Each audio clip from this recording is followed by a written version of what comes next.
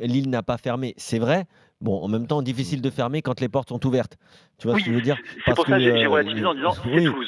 mais tu as raison de dire que, Rémy et Osimhen, ça marche bien, mais en même temps, comme je disais dans mes 3 points, comment ça ne peut pas marcher avec Osimhen en ce Mais moment? en fait, tu as raison, Kevin, c'est un joueur de très grande qualité. Après, Ouais. par rapport à ce que tu nous dis, Paul, il y a une chose qui est importante et je pense que ça va un petit peu contre les idées reçues. Je pense que ça fonctionne parce que Bamba et Ikoné, qui sont moins bien dans le jeu par rapport à l'année dernière, Effectivement. je trouve qu'ils sont assez disciplinés, qu'ils font quand même les efforts à l'image du match contre Allez l'Olympique de l'OM! Marseille.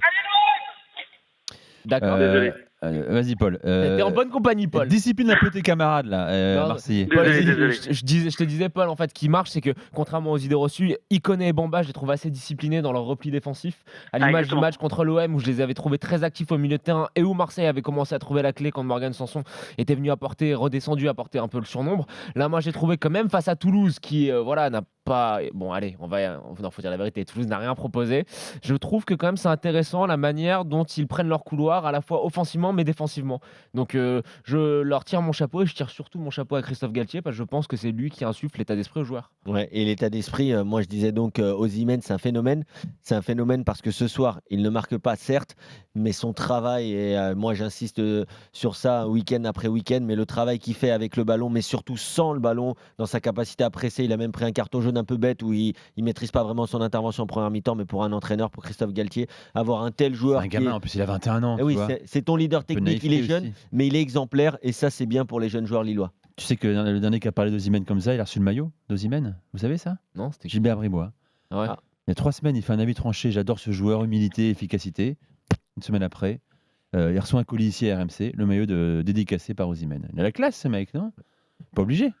Magnifique. Ou alors il aime bien qu'on parle bien de lui alors. Mais oui.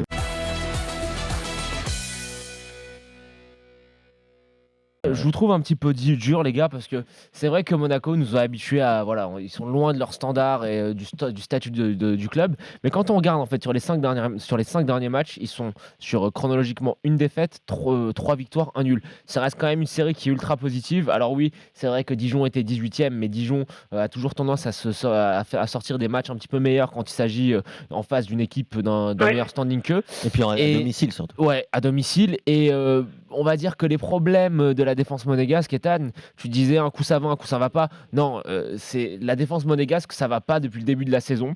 Ils arrivent bon an mal an, tu vois, à combler ça avec leur capacité et leur potentiel offensif. Mais je vous trouve dur parce que si tu regardes sur les 15 points, sur les 5 derniers matchs, il y avait 15 points possibles à prendre, ils en ont pris 10. Ça reste un très bon rythme. Oui, ça reste un très beau rythme, Jonathan, je suis d'accord avec toi. Maintenant, pour cette équipe, avec le talent qu'il y a dans cet effectif, même si bien sûr que Moreno met en place petit à petit ses idées, il a maintenant trouvé sa paire d'attaquants, en tout cas retrouvé la paire d'attaquants Un qui trio fonctionnait. même, je dirais. Ouais, un trio avec un Jovetic qui était un peu exilé sur le côté gauche, mais qui rentre un peu. Ils ont joué un peu en 4-4-2 aujourd'hui, hein. Ouais. C'était vraiment un 4-4-2 à plat où Jovetic, certes, rentrait sur son pied droit pour ensuite pouvoir distiller de bons ballons. Il a été bon, je trouve, dans l'ensemble. Maintenant, là où je rejoins Ethan, c'est que s'il y a une équipe qui doit gagner ce match, dans les 5 dernières minutes, c'est quand même Dijon. Parce qu'il y a une belle opportunité, c'est vrai, pour Slimani qui doit la mettre au fond, mais derrière, Tavares, il peut aussi la mettre au fond. Et il y a cette dernière faute à la dernière seconde que j'ai pas compris pourquoi l'arbitre la siffle contre le capitaine dijonnais qui partait seul au but. Et il faut souligner, c'est le 11e match sans défaite de Dijon à domicile. C'est quand même une équipe qui est pas facile à manœuvrer quand elle est chez elle. Donc au final, tu vois, sur le coup, je pense que pour Monaco, t'es déçu, mais quand tu considères, tu vois, la série dans son ensemble, bon, Monaco, pour moi, ça reste sur la pente ascendante. Ouais, mais pour moi, on doit quand même avoir au moins, quand on a une bonne attaque, on doit avoir au moins on doit avoir au moins une bonne défense Ah pour, bah ouais, mais pour mon consolider le Ethan, tout, quoi, parce que là, Ethan. il y a Ben Yedder qui est meilleur buteur et à côté, t'as Ouais, Maripane mais qui... Ethan, t'as raison à 100%, sauf que ce problème-là existe depuis le début, non, pas depuis le début de la Depuis saison, 2 ça ans. existe depuis 2 ans. Depuis 2 ans, Ouais. t'as ce problème-là qui n'a pas été résolu. Je pense qu'il faut faire avec et tu attends simplement le mercato prochain pour cette fois ne pas te tromper. Maripane, il y a eu de l'argent qui a été investi dessus. Pour moi, quand je le vois jouer avec le Chili, c'est un joueur qui est super là, avec Monaco, c'est son frère qui joue.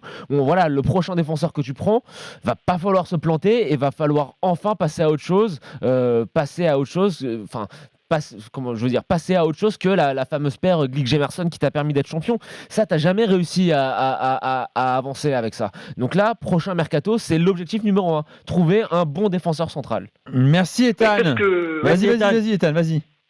Oui, le problème avec des recruteurs, c'est qu'ils renforcent l'attaque où ils sont déjà. pas mauvais non plus, hein. Ils étaient pas mauvais en attaque avant. Ils le renforcent encore cette attaque-là. Ouais, Ils étaient mais plutôt tu sais bons au lieu pourquoi, Ethan de laisser cette défense qui est mauvaise et de le laisser comme ça quand même. Mais tu sais pourquoi, Ethan? Non? Bah simplement parce que la logique de la politique sportive monégasque, c'est d'acheter des joueurs et de faire des grosses plus-values. Et c'est plus facile pour eux Avec de des faire des joueurs plus-values offensifs. sur des joueurs offensifs.